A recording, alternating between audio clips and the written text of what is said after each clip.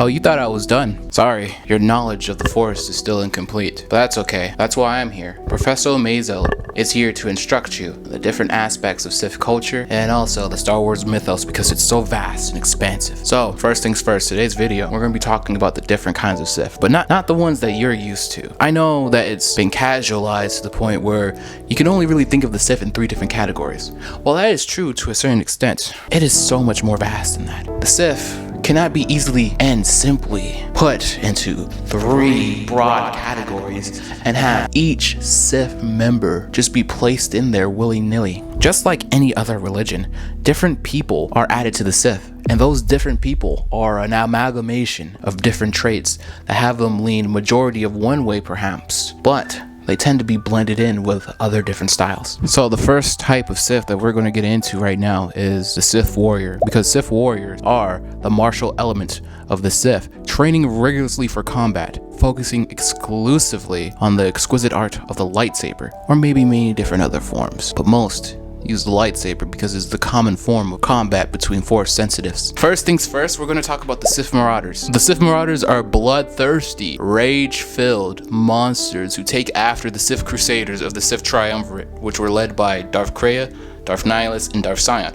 So what the Sith Marauders are is that they're monsters that only have one goal in life, and that is to eviscerate their target using a multiple of different dark side weapons and arsenals, so such as a lightsaber or light whips or double-bladed lightsabers. Most of the time when you see these guys, they're using something exotic to wipe their enemies off of the face of the galaxy and leave them bloody and broken. Taking after the Sith juggernauts of Vitiate's empire and the various cyborg Jedi killers of Palpatine's era, hulks of muscle, flesh, and even metal, able to overpower their foes through brute strength and power through incredible injury.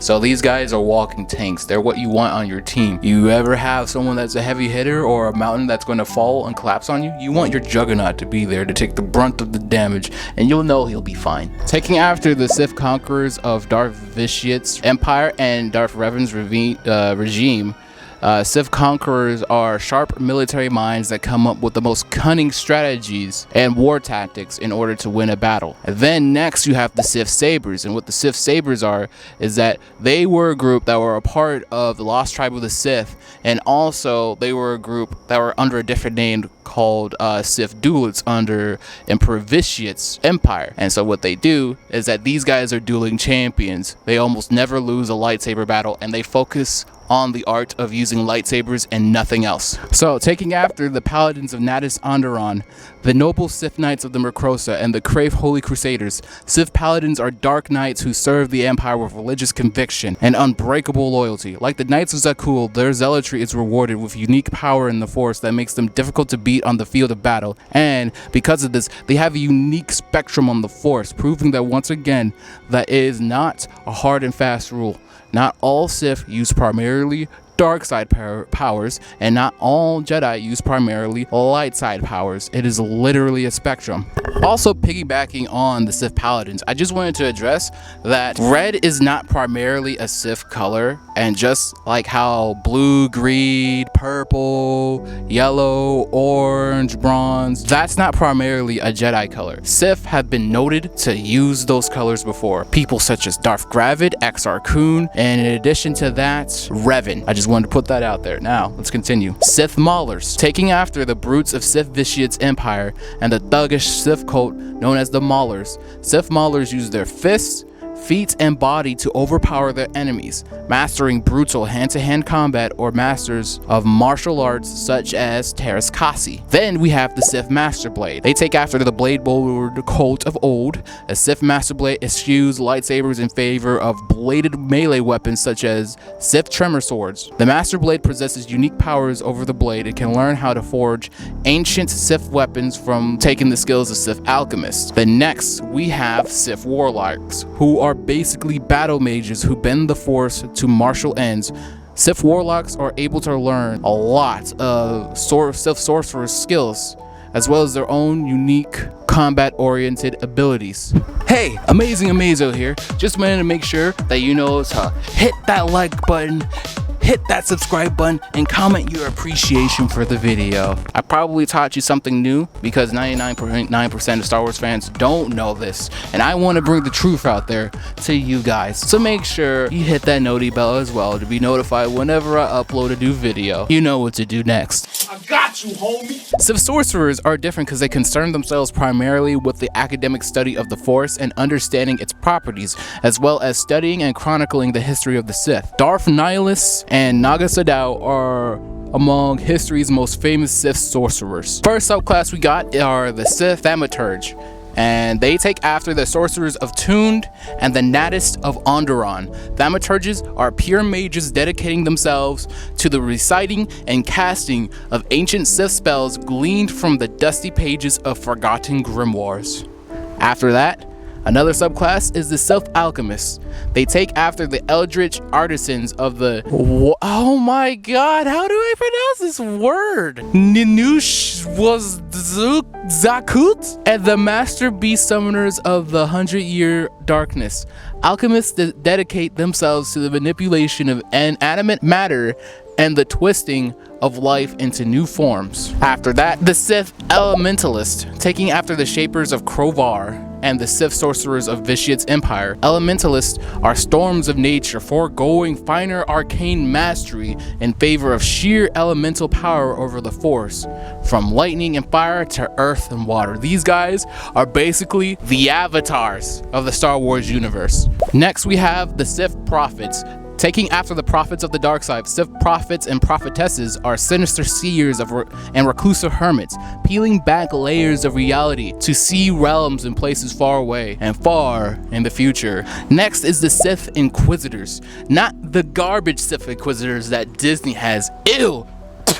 No, we're talking about the OG Sith Inquisitors, the fanatical Inquisitorius of Palpatine's regime. Sith Inquisitors serve the Empire with an almost religious fervor, specializing in mentally probing their victims for traces of disloyalty, indoctrinating the weak, and torturing the unfaithful. After that is the Sith Illusionist. They take after the Sith sorcerers of the Golden Age and the Crave magicians of Empress Tita. Sith illusionists impose their imagination upon the universe, conjuring mind-pulverizing illusions that verge on astral creations of raw reality. That means you're basically being put under a genjutsu in the Star Wars universe, and you can't escape it. Next, we have the Sith Necromancers. Through blending spellcasting and alchemy, Sith Necromancers tap into the powers of death and dying, invoking the spirits of ancient Sith lords and raising the corpses of the fallen to serve them on the battlefield. Next is the Sith Wizard. Druidic mages who have mastered the living Force. Sith wizards are able to learn up to 5 skills from the Elementus or Thaumaturge's path, so they basically can learn not only Avatar stuff, Star Wars Avatar stuff, but then they can be also pure Sith magician. It's a combination of both. And then in addition to that, some of them have been known to learn necromancer abilities. Then we have the Sith Witch. Herbs and potions are powerful tools in the hands of nice sister Sith witches, whose mastery of the natural world allow them to learn elementalist abilities and alchemist abilities, as well as necromancer abilities. Next, we have the Sith Artificiers. Alchemists who dedicated to the forgery of artifacts and weapons above all else. They create Sith weapons and Sith artifacts, and basically are known for crafting ancient weapons such as Naga Sadow's spaceship and his sword. Then we have the Sith Enchanters. As beguiling as the cosmos outside, as rotten as hoary Abeloth on the inside, enchanters are seductive suzerains of the beyond who can see past the veil of death and dying, hypnotizing their victims with their starry gaze. These guys, they're worse than the illusionists. The illusionists cast you in a genjutsu. The enchanters make you believe that the genjutsu is reality and have you living every day convinced that your previous reality wasn't real and that this current reality is real, and that they're basically making their victims into their slaves. Next, we have the Sith Technomages. These guys are more machine than man. Sith cyborgs are able to understand the relationship between the organic and synthetic more than any other. Some powerful techno-mages are able to manipulate machinery with just the Force, building entire structures to fight for them, creating robots all on their own. And then last but not least are the Sith Archons. They take after the Sith Archons of Vitiate's empire, and these religious fanatics are either former Jedi who pursued the light so fanatically they became malevolent, or bizarrely selfless servants of the dark side, able to call upon the unique divine powers of the mythical immortal gods of the Sith, and are able to use light side powers. Once again, I tell you that the light side and the dark side are not exclusive to the Jedi and the Sith, and just because you use, just because you strangle someone a bit as a Jedi doesn't mean you're a Sith, and just because you happen to heal someone as a Sith doesn't mean that you're automatically a Jedi. It's a spectrum. So many people don't understand this. Next, we have the Sith Assassins, and Sith Assassins seek to learn the art of stealth and espionage, and they train in many non-Force related skills in order to be more versatile. Darth Talon and Darth Maul are among history's most famous Sith assassins. So, with the subclasses of assassins, we have first the Sith Stalker. They take after the Sith assassins of the Sith Triumvirate and the Sith Shadow Stalkers of Vitiate's empire. Sith Stalkers are masters of stealth, subtlety, cloaking themselves from the Force and the senses of others as they pursue their prey. Next is the Sith Watchers. They take after the Sith Watchers of the Darth Vitiate's empire and are political masterminds. Sith Watchers are infiltrators and double agents who use guile, subterfuge, and manipulation to subvert enemy governments from within. Next after that, we have the Sith Brawlers.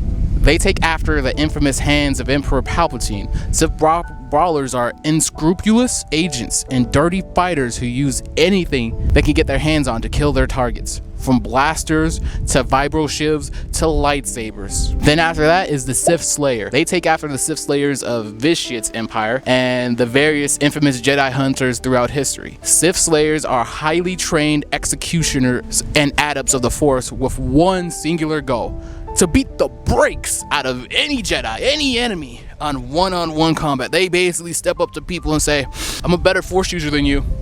You can't do anything about it. And then people try to do anything about it and they beat the brakes off of them. And they just brutalize them. After that, we have the Sith Poisoner. They take after the infamous poisoners of the Macrosa Order. And Sith Poisoners are specialists who combine alchemy, science, and assassination to kill their foes without ever needing to lay a hand on a lightsaber. Talk about some effective killing right there. Next, we have the Sith Spy. They take after the Sith spies of the Brotherhood of Darkness and self-intelligence and assassination in Krait's empire. Sith spies are secret agents who retrieve intelligence, sabotage enemies, and kill their foes through cunning preparation, exotic tactics, and advanced technology. After that is the Sith Shadow Mage. Taking after the Sith Shadows cult of Dathomir under Night Brother Melikay and the Shadow Magic Coven of Night Sister Gethazeron, Shadow Mages are assassins who tap so fully into the darkness that they are capable of manipulating it beyond their peers. Shadow Mages are able to cast Sith spells such as Wave of Darkness, Spell of Concealment, and other abilities from the Sith Sorcerer path, so they're kind of a merge between assassins and Sith Sorcerers. Then we have the Sith Sharpshooter, and whether it's gunslingers or snipers, Sith Sharpshooters specialize in the mastery of the blaster or other ranged weapons such as bowcasters and energy bows, using the Force to achieve supernatural accuracy and speed. And after that, we have the Sith Hermits. They're insane acolytes, mad monks, and solitary wanderers. Hermits are reclusive Sith, often of exalted prior rank, skulking on the periphery of society. They can often be found in the tombs of the Valley of the Dark Lords, driven mad by the energies of the dark side, the heat of Korriban's wilds, or simply the isolation of exiled. The Mad Prophet Spindral and former Academy Headmaster Jorah Un are examples of the Hermit class. So yes, these are all the different types of Sith. And if you enjoyed this video, make sure you hit that subscribe button, hit that like button, and comment which is your favorite class. Which would you want to be a part of? This is the Amazing Amazo signing out.